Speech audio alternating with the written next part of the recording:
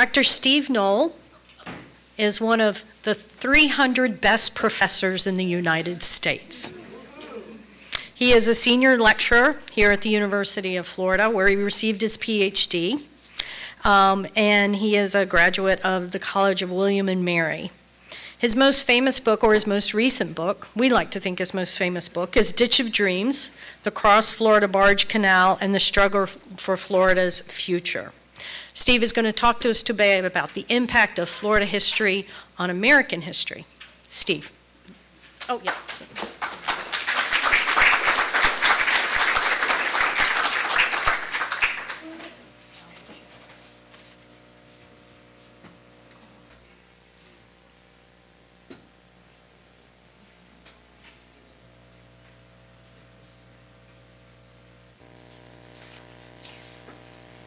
Thanks.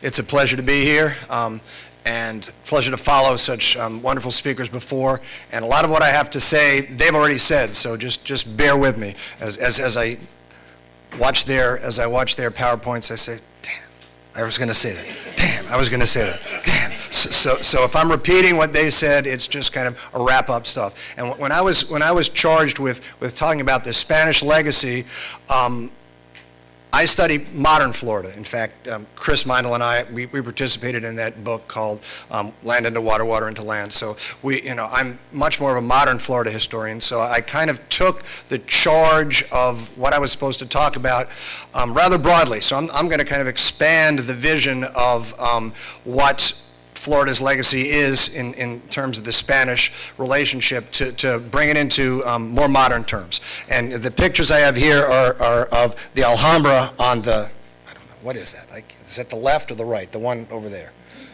The left. The one on the left is the Alhambra, and the one on the right is from Addison Meisner's architecture in South Florida in the 1920s. So the concerns and issues that are raised by Spanish legacy are with us today. And Chris talked about the Columbian Exchange, and that is probably the first and one of the most important legacies that the Spanish bring to Florida. This kind of volitional and non-volitional transport of goods and pathogens back and forth, and animals, flora and fauna, back and forth across the Atlantic. And much of what is shaped in Florida is shaped by this Columbian Exchange. And as Chris has alluded to, it has made Florida a very different place. And some of these things are brought intentionally, some of these things are brought not intentionally, but certainly they have reshaped Florida immensely. And as some of the speakers previously have talked about, the importation of diseases and pathogens certainly was a major factor, contributing factor in the imminent demise of Native Americans. It's not so much capture and Spanish cruelty as much as it is, although that plays a part, but certainly it's the introduction of diseases of which Native Americans had no antidotes, allowed them their populations to decrease significantly. And there he is, Ponce. We'll just kind of dispense with him quickly. We've talked about him. He's the most important person that we talk about now, because he's the first person who recorded his contact with the Native Americans and with Florida itself. And as we talked about, 1539, Hernando de Soto comes to Florida, and for those of you old enough to know this, introduced the De Soto to the American roadway. No, that's not true. Apparently, it was a good car too. Although I don't know about that, but. Again, we're not sure where he landed, someplace on the West Coast, and traveled throughout much of the Southeast to meet his demise on the Mississippi. And apparently a fairly cruel individual. His expedition designed with 600 people. As Kathy said, I was happy to say that the notes that I had, 220 horses, exactly. And of course, significant numbers of pigs, which I'll talk about in a minute, and trained attack dogs. So, he's the first person to allow us to protect ourselves from those urban predators who live in places where you need attack dogs to protect your property. But the thing I want to talk about with him is the introduction of, as Chris said, pigs. Somewhere supposedly had between 30 and 300 pigs with him, and these metastasized, as it were, to a population today of feral wild hogs that apparently have about 500,000 within the state of Florida, pretty much everywhere throughout the state. And these guys are, as Chris said, really problematic. And in the words, of course, everybody that you mentioned here has to have some association with the University of Florida. So this is Bill Giuliani, an assistant professor of wildlife ecology. Farmers are not happy when feral hogs root out their fields, and health officials say the animals carry diseases that could affect wildlife, livestock, and people. Wild hogs compete for food with other game animals such as deers, turkeys, and squirrels, and they may consume the nests and young of many reptiles, including sea turtles, ground-nesting birds, and mammals. With their fine sense of smell, wild hogs can find and consume young domestic livestock, including poultry, lambs, and goats. Millions of dollars are spent each year to prevent damage from hogs, and as we all know, the Arkansas Razorbacks did beat the Gators in basketball, so we're upset about that as well. And as the Spanish influence increased, certainly agriculture and its basis are based upon the influences of Spain, and certainly, Florida Commissioner of Agriculture Adam Putnam has this whole big initiative, 500 years of Florida agriculture, and the importance of this is related to the Spanish conquest. And again, Chris talked a lot about this, the introduction of citrus. There's potential possibility that Menendez brought some fruit trees here, citrus trees in 1579. I will defer to Dr. Gannon just to know whether that's true.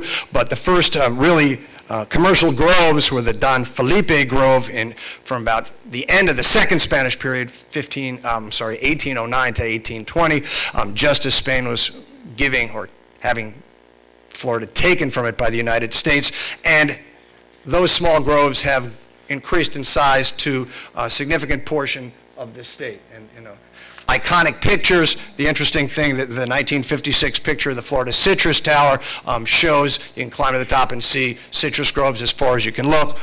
Now you climb to the top of the Citrus Tower and you can see subdivisions as far as you can look.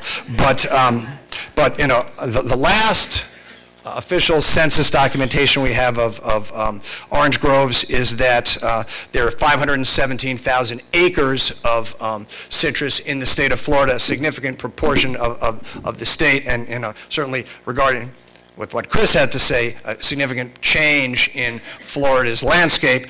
But that's down from only 13 years earlier in 1997, where there were 815,000. So, Florida's landscape is changing dramatically. But a significant proportion of Florida's agricultural income still comes from citrus. 159 million boxes were produced in 2010. 7 million tons of fruit. So, we have the Spanish to account for this, and, Florida's wonderful ideas about this. A day without orange juice is a day without sunshine. Certainly, Florida's, assumptions about what it is are based upon the notions of what the Spanish brought. The orange is the symbol of Florida, and, we get that from the Spanish. And as Chris also said, God, it's all about you, Chris. Spanish brought significant numbers of animals, including cattle, and the cattle have taken over, as it were. And Indians utilized cattle when Americans come down here, Second Seminole War. People like King Payne around Payne's Prairie, they're raising cattle. And these cattle are particular breeds that are very associated with Florida rather than with Texas, and Spanish brands. And these are free-ranging cattle, just like pigs are free-ranging. You don't have to do too much with them, so it's a rather labor non-intensive phenomenon. And this has really improved throughout Florida history. The Civil War, Florida not playing a significant portion of part in the Civil War, but Florida provides a large amount of beef for the Southern cause. In fact, the Florida Confederate soldiers are called the Cow Cavalry, in which they provide opportunities for Confederate soldiers to eat this meat that is raised by Florida cattle. The picture on the top is a Jackson Walker who Kathy Deegan had a picture of this man whose stuff is great all around the state. And this is the Florida Cow Cavalry. And Christopher Still's mural, which is taken from the State House in Tallahassee, shows the importance of cattle production to the Confederate cause. And again, we have the Spanish to thank for that. After the Civil War, cattle production increases.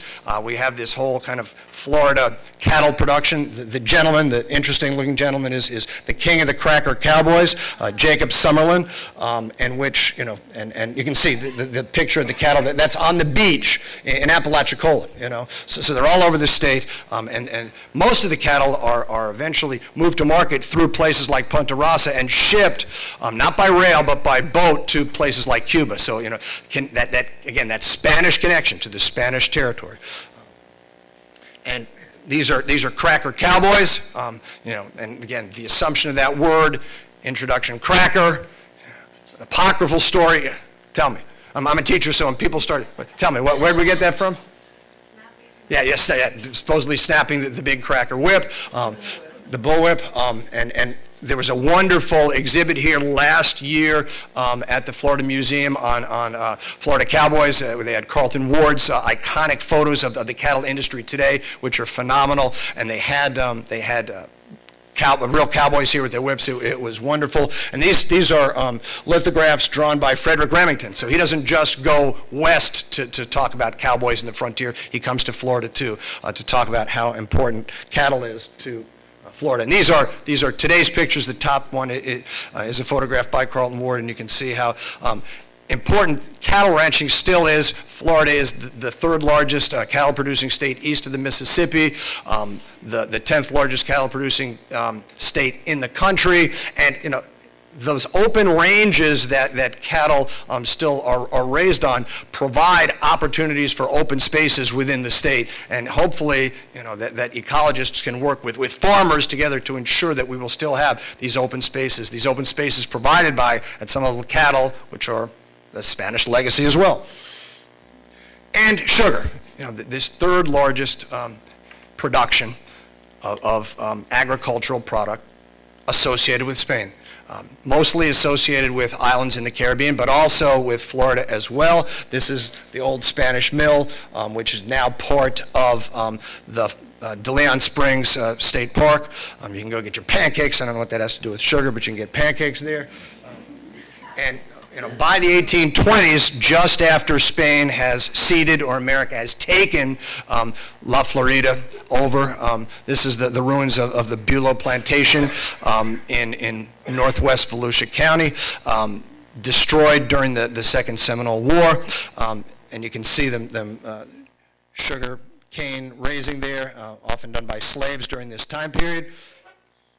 And today, sugar is an important part of the Florida landscape. Again, that Spanish legacy, sugar takes over the Everglades agricultural area after 1959 with the destruction of the relationship between the United States and Cuba. So we've got to find an alternate source of sugar. The Everglades provides that, and sugar is this remarkably important economic engine of South Florida. Approximately 400,000 acres of sugar land exists just south of Lake Okeechobee. And again, you saw the pictures that Chris had that shows how different that makes the landscape of South Florida. 1.5 million tons of raw sugar are produced there, worth approximately $450 million for Florida's agricultural industry. It's the largest field crop in Florida, not the largest agricultural crop. Bizarrely, anybody know what the largest agricultural crop is in Florida right now? It's horticultural sod and that kind of stuff. So, you know, we're not producing things that we eat, unless you want to eat grass. I don't know, but again, you know, the changing nature of Florida again, and sugar has to do with the Spanish influence. And switching from agriculture, certainly, you know, the religious changes in the state of Florida are certainly based upon based upon the Spanish missions that are established early, basically across the state in what today is I-10, which will be the Bellamy Road after the United States takes over. This line of missions from from St. Augustine on the East Coast all the way across the state to where Pensacola is, and certainly archaeologists have done a remarkable job in unearthing these and trying to get the relationship between the Spanish and the Indians that live, the Guale, the Timucua, the Apalachee that live in that northern part of the state. This is Mission San Luis, right outside of Tallahassee. If you go there, it's fantastic, it's wonderful. It gives you a great idea of what the relationship of the Spanish were to the Native Americans that are there, and certainly they are providing food for the people who are living in St. Augustine. And the Basilica, built in 1797, which shows kind of the outgrowth of this kind of Christianity that existed and its relationship to Native Americans and the Spanish influence. And the Spanish influence is also in its relationship to race relations. Spanish, as we've seen, had slaves, but the Spanish slavery is different than English slavery. That doesn't say it's not more draconian or more invasive to the lives of the people, but it's different.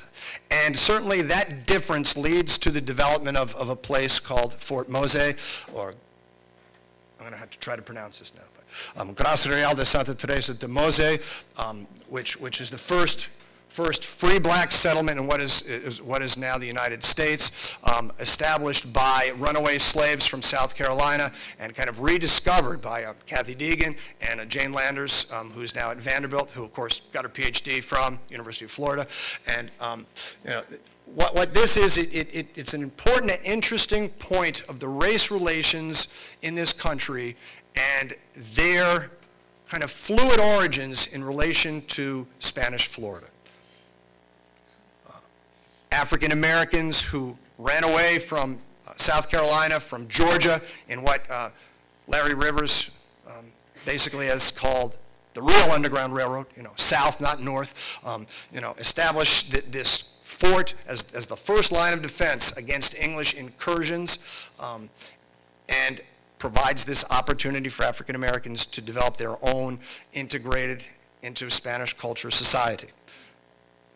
And this man, this is a reenactor playing Francisco Menendez, who kind of gives you this wonderful story of what this whole Spanish relationship to freed slaves is. He's a man who ran away from, born in Africa, enslaved, taken to English South Carolina, runs away to Florida, establishes himself in Fort Mose, has children that are baptized in the Basilica, has Spanish godparents, is really integrated into the Spanish worldview. Unbelievably is taken back captive by the English, unbelievably escapes again and comes back to Florida. And in 1763, when Spain gives back Florida, or gives Florida to the English as a result of European wars, Menendez leaves Florida with his family, with the people of Fort Mose, and goes to Havana. Okay, and we're not sure what happens to him, but that points out the incredible connections between Florida and the rest of the Spanish world, and the relationship of race and slavery to the development of not only Florida but the United States. And go to the Rights Union and eat lunch on the 4th floor. You will eat lunch at the Arredondo Room. Okay, the Arredondo Room, named after the Arredondo Grant, which is the land grant established here in north central Florida, tying this whole relationship of Spain to the area here. Okay. And moving into the 19th century, Ybor City, Spanish part of Tampa, established by cigar makers coming from Cuba, and establishing, when you think of immigration, you think of Ellis Island, you think of the Northeast, you think of urban centers in, New York, Boston, Philadelphia. But this urban center makes Florida, the most urbanized and the most immigrant important state in the Southeast. And all those immigrants are from Spanish origins, okay? Cigar makers, living in these houses, in these factories. You can see all the cigar makers rolling their cigars. And building cultural centers that still exist in urban Tampa. The Centro Asturiano, a part of Spain, still there. The Cuban Club, in which they provided social services, And this is a dance taking place in the 1920s. While this is going on, white Americans are embracing Spanish culture in Tampa, in white Tampa. This is Henry Plant's Tampa Bay Hotel, built like a Spanish palace, okay? 1888, you know. Of course, you know, didn't want anything to do with the real Spanish who were living in Ybor City, but we love this Spanish architecture. And becomes important as 10 years later, Tampa becomes the center of logistics for establishing and developing the networks for fighting the Spanish-American War, okay? So really important for that.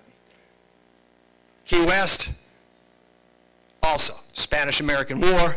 That's the Spanish-American War Memorial in the cemetery in Key West, and the turret from the Maine, you know, again, tying Florida. Of all the states in the Union that associated with that Spanish-American War, Florida is the most important. And while Henry Plant is building his Spanish hotel on the West Coast, Henry Flagler's building his Spanish hotel on the East Coast, and of course, what's he name it? Ponce de Leon, okay? Ponce de Leon Hotel, now Flagler College. The Tampa Bay Hotel is now the University of Tampa, so, you know, again, higher education in the state tied into Spain. You know, this is Flagler College today. And by the 1920s, Florida is this great Florida land boom, the first Florida land boom, and it's associated again with Spanish architecture. You know, that's the Biltmore Hotel. That's one of Meisner's houses that he built for someone. Boca Raton becomes the center of Meisner. Meisner comes to Florida in 1918, builds Boca Raton as a planned community based upon Spanish architectural designs in 1925. Too bad. The Florida land boom goes bust the next year, and by 1927, Meisner is bankrupt, but we still have this Spanish architecture, and the assumption is that's what Florida's like, you know, that Spanish architecture. And to tell you why, you know, Floridians embraced this, 1939, the World's Fair, you know, the architectural design of the Florida Pavilion is, you know, might as well be the Spanish Pavilion. You know, it's this whole wonderful thing. And this, to me, is the most, you know, by the 1960s, the Spanish influence is the Cuban influence, as thousands of Cubans, hundreds of thousands of Cubans migrate to the United States as refugees to escape Castro. And the center, there, Ellis Island, is Freedom Tower, okay, which incredibly was built in the 1920s, part of the land boom by James Cox, okay. Interestingly enough, this building was named after, or shaped after, the Seville Cathedral, the Geraldo Tower, and it looks exactly the same. It's amazing. So, you know, when I was planning on doing this, I looked at Freedom Tower as an important thing, and then I began to look into the origins of this building and see it's based upon real Spanish buildings, okay? Here's Cuban freedom fighters coming in, Cuban freedom flights from 1965 to 1971, 265,000 Cubans, Spanish speakers, changed the face of South Florida, changed the face of the whole state. Again, this Spanish influence. Cuban memorials, that's the Jose Marti in the upper left there, map of Cuba. Again, tying Spain, Spanish influences to Florida. Bay of Pigs Memorial, again, this whole kind of relationship. And, you know, Calle Ocho, you know, the embracing of Spanish culture, the relationship of Florida to that, Calle Ocho in Miami, and this last picture, which I think should tie together everything. This is a mural, and anybody read what that says? Viva nuestra raza, poor Spanish for me, but it's long live our race. Okay, and so to me that explains kind of how Florida is, what we are, and how we got here. So thank you.